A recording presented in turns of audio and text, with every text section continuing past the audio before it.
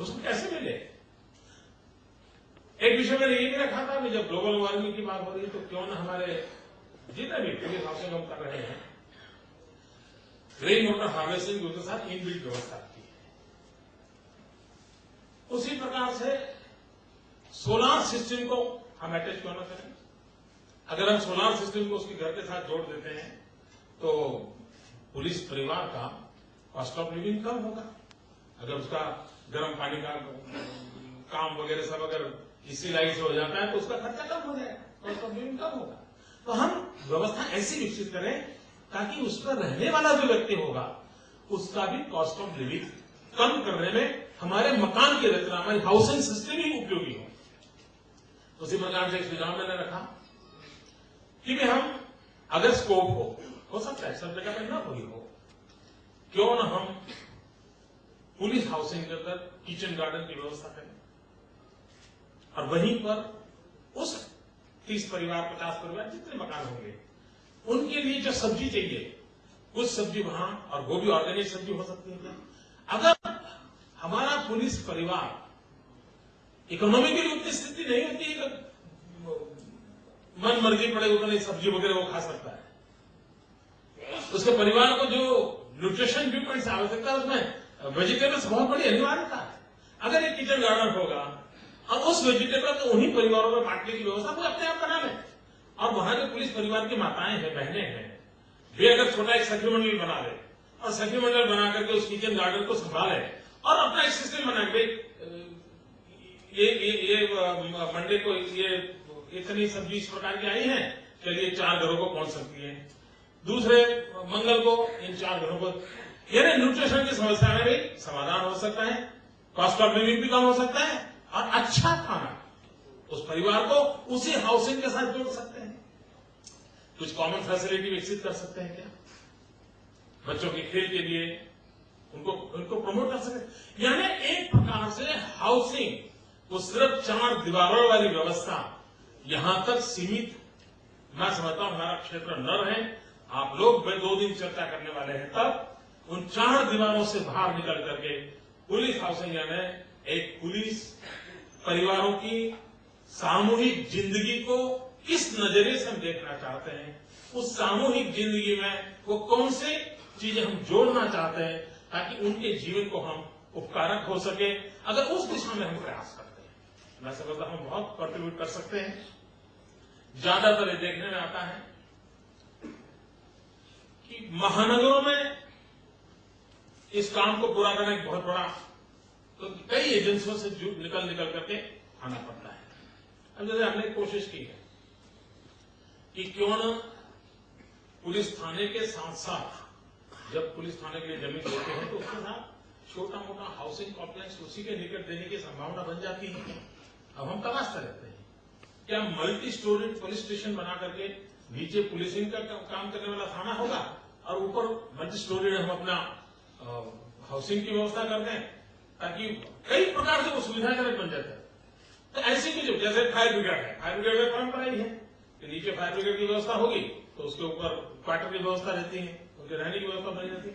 तो ऐसी कुछ चीजें हम पुलिस हाउसिंग की व्यवस्था को सोचते हैं तो उसके साथ कैसे जोड़े, वो अगर करते हैं तो हम काफी महत्वपूर्ण में सेवा कर सकते हैं।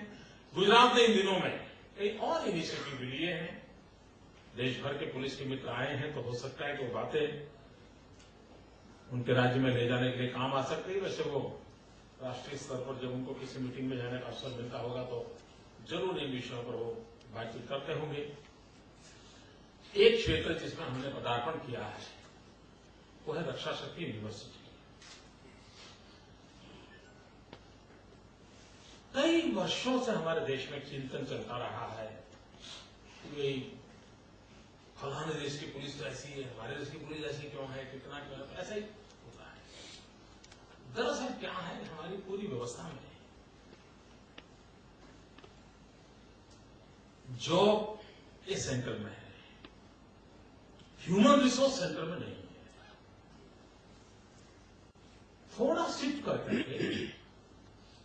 ह्यूमन रिसोर्स और उसके लिए ये अगर हम थोड़ा एम्फेसिस बदल दें तो हम सारी स्थितियों को बदल सकते हैं। और उस एक छोटे से विचार में हमने गुजरात में रक्षा शक्ति यूनिवर्सिटी को प्रारंभ किया। पहले क्या होता था, कोई नौजवान जॉब की तलाश में है, सुबह अप्लाई करता है कहीं ड्राइवर की नौकरी के लिए, फिर पता चलता है कि वहां प्यून की जगह है तो वहां अप्लाई कर देता है, फिर शाम को पता चलता है कि नहीं वो उनको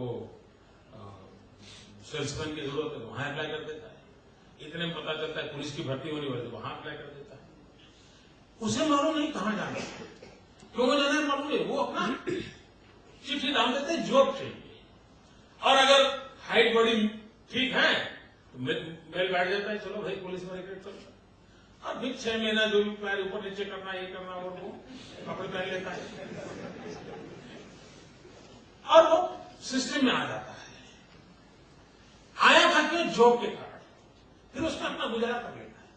क्या हम इसे प्रोफेशनलिज्म कन्वर्ट कर सकते हैं?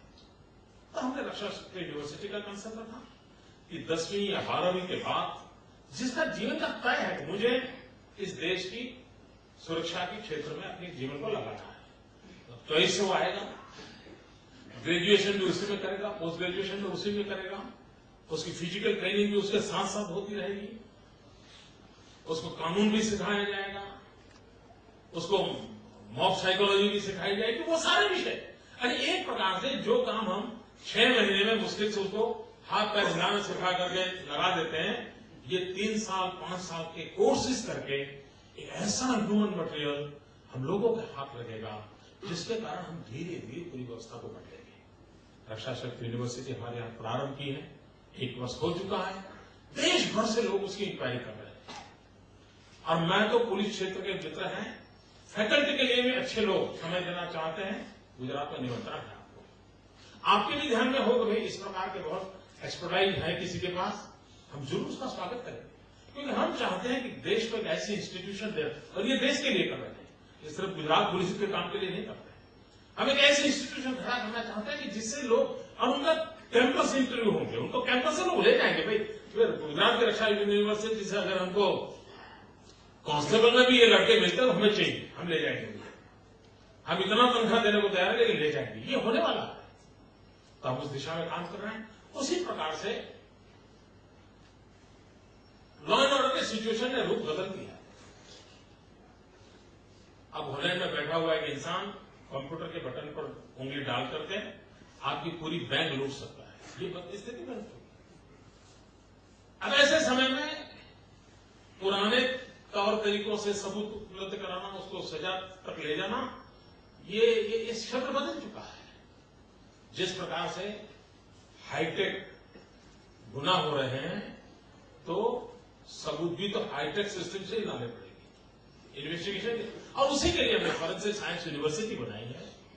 अब दुनिया में Gujarat is the first state कि जिसने फॉरेंसिक साइंस यूनिवर्सिटी बनाई है दुनिया में कई, और आज दुनिया के कई देश गुजरात की फॉरेंसिक साइंस यूनिवर्सिटी के साथ कोलैबोरेशन के साथ पार्टनर बन करके इस क्षेत्र में, रिसर्च के क्षेत्र में जुड़ना चाहते हैं। हिंदुस्तान के भी राज्य आगे आए, भले आपकी जिम में पुलिस हाउसिंग का होगा, लेकिन जिस बेड़े के साथ आप बैठते हो, जिस बिरादरी में आप बैठते हो, उनसे बताएंगे। ये 2 ऐसे कंट्रीब्यूशन होने वाले हैं जो आने वाले दिनों में देश की बहुत बड़ी ताकत बनने वाली है। उस human resource development, technological development, इस क्षेत्र में हम कितना कंट्रीब्यूशन कर सकते हैं, मैं आपको निमंत्रण देता हूं। जिस प्रकार से एक भारत सरकार कैसे इसको करे, आर्मी में, बीएसएफ में, सीआरपीएफ में, वहां भी इस कंस्ट्रक्शन की दुनिया के लिए कई ऑर्गेनाइजेशन चल रहे हैं। ये रोड भी बनाते हैं, बड़े हिट रहते हैं। क्या पुलिस हाउसिंग के काम के साथ इन इंस्टीट्यूशंस का भी कोऑर्डिनेशन की कोई व्यवस्था बन सकती है क्या? उनके पास बजट थोड़ा ज्यादा होता है, हेलीपैड में उनको रास्ते बनाने हैं तो बहुत बड़ा बजट दिया जाता है, उनके पास एक्सपर्टाइज भी अलग प्रकार की है। क्या हम उस रिसोर्सेज को अब कुछ ऐसे आर्मी के कुछ तो ऐसी जगह हैं कि साल में मुश्किल से वो 3 महीना काम कर सकते हैं ट्रेनिंग के प्रॉब्लम के कारण, वो पूरा मैन पावर अनयूटिलाइज कभी कभी रहता है, अब और राज्य है जिनको ये करना है तो उसके बाद मैन पावर की कमी पड़ती है। अगर हम ये कोऑर्डिनेशन करें तो हो सकता है कम बजट में और पैसों की थोड़ी बचत करके भी हम पूरी व्यवस्था को अच्छी तरह विकसित कर सकते हैं। भारत सरकार इस पर सोचे कि ये जितने जितने इंस्टीट्यूशंस हैं, साधन इतनी बड़ी मात्रा में है, उसको अगर सब जगह पे उपयोग करने की व्यवस्था विकसित की जाए तो बहुत बड़ा काम हो सकता है। पूरे देश में पुलिस हाउसिंग हो, पूरे देश में सियाचिन तक जाने की चिंता करने वाली व्यवस्थाएं हो, ये सब होता हो, उसके बावजूद भी गुजरात और राजस्थान के बॉर्डर पे फेंसिंग का मामला, अब ये मैं मानता हूं सुरक्षा का ये चैलेंज नहीं उठा सकते खुद अपना उस प्रकार से बहुत ही ताकतवर, लेकिन अभी कॉन्ट्रैक्ट को काम दिया जाए तो उसकी क्वालिटी वगैरह की समस्या हो रही है। अगर इस प्रकार की चैलेंजिंग काम, इस प्रकार के कॉर्पोरेशन क्यों न उठाए, अपने दायरे से ऊपर उठ करके नई चीजें क्यों न करे, और धीरे धीरे यही कॉर्पोरेशन एक प्रोफेशनली, और हम गुजराती लोगों की जरा सोच थोड़ी अलग रहती है, तो हम तो कभी शायद और भी कॉन्ट्रैक्ट लेना शुरू कर दें हाउसिंग के माध्यम से, और भी डिपार्टमेंट को मकान बनाना शुरू कर दें। हमारी कैपेसिटी बिल्डिंग की धीरे धीरे उसमें जब नापा होगा तो वो पुलिस वेलफेयर के लिए जाएगा। ये हर प्रकार की चीजों को कैसे जोड़ा जाए और उनको कैसे आगे बढ़ाया जाए। मुझे विश्वास है कि मित्रों, आप देश भर से आए हो, आपके एक्सपीरियंस मेरे प्रदेश को काम आएंगे, आपके अनुभव का लाभ हमें ज्यादा मिलेगा, और हम सब भी कुछ न कुछ एक दूसरे से लेकर के अपने अपने राज्य में जाएंगे। हमारे साथी पुलिस मित्रों की जिंदगी बहुत अच्छी जाए, उसमें हम भी कुछ कंट्रीब्यूट करेंगे, और इसमें गुजरात की स्वर्णिम जयंती वर्ष का कंट्रीब्यूशन होगा, इसकी मुझे बहुत खुशी होगी। आप लोग तनाव, यहां आपको भाई तुरंत सूचना नहीं आने वाली है कि भाई वहां ऐसी घटना घटी है, दौड़ना है आपको, आराम से 2 दिन रह सकते हैं, और ऐसे मौके पुलिस वालों को बहुत कम मिलते हैं। लेकिन हर पल उनको ये तो रहता है यार कहीं ड्यूटी आ गई तो भागना पड़ेगा, तो पैसा ही ऐसा है, व्यवसाय ही ऐसा है कि उस प्रोफेशन में आता है। लेकिन हम कोशिश करेंगे हमारे सारे मित्र कि कम से कम जितना समय आप रहें बिल्कुल निश्चिंत, चैन और आनंद के साथ रहें। इसी शुभकामनाओं के साथ बहुत बहुत धन्यवाद।